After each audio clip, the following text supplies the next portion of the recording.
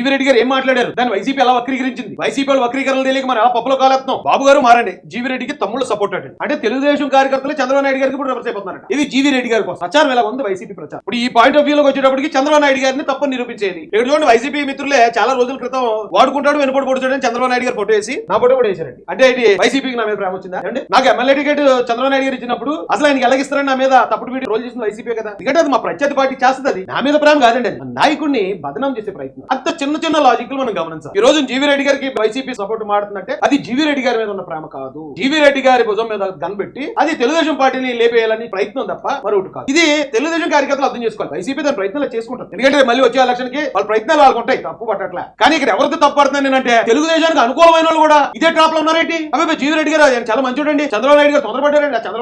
చంద్రబాబు నాయుడు గారిని అనేదమ్మా, జీవీ రెడ్డి గారు 100% మంచోడు, 100% నిజాయితీ పడు కాదంట్లే. కానీ జీవీ రెడ్డి గారిని మనం సపోర్ట్ చేస్తూ మనం ఎవరు టార్గెట్ చేస్తున్నాం, అధినేత.